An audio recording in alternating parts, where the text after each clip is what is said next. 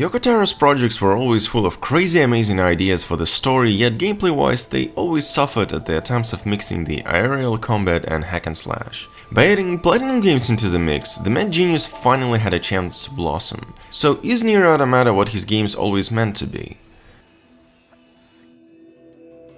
I'll start with something that is rarely brought up as important this much for a game, but the music in both NieR games is just phenomenal. It's a mix of choral and orchestral music like you've never heard before. Clever use of a fake language that mixes in itself many different languages means that the tracks in the game are designed to not make you think about what they mean, as much as they are designed to make you feel what they are about, through the melody and the rhythm, and it's absolutely unforgettable.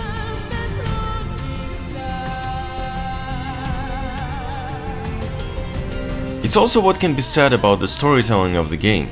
Whereas the game story is not something that will stick out, how the story is told, how the world is explored, how the characters play out, and which themes are constantly brought up is the key.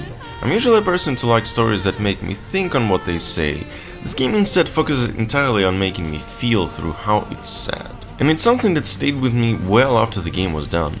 And done in its many playthroughs. You might have heard about it already, but this is a game that's meant to be played several times, as each next playthrough unlocks a new look at the story or even new stories. Where it was a bit stretched out in previous titles, in NieR Automata this approach makes perfect sense and goes well with its varied gameplay that constantly spices things up with new things, and at the same time manages to not break the pace or the flow of the gameplay itself. It's a unique mix of elements that goes together so well you'll be surprised that no one else tried to do this before. There are things that can get in the way of enjoyment, though they're often minor.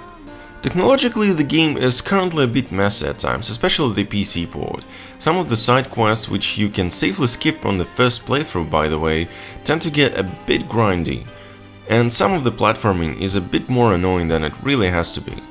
It's also kind of sad how all the fantastic PlatinumGames fighting mechanics become almost pointless after a certain point, as you will be able to just crush the enemies incredibly easy by some button mashing. You can up the difficulty at any point of course, but still it was a bit sad. There's nothing truly bad I can name about the game, apart from the feeling of slight disappointment that I had near the end of the game, simply because the game was not as fantastic as I expected it to be, like in some of the crazy ideas used in previous titles. Which, to be fair, led to a more enjoyable experience, so I cannot criticize the game for being better.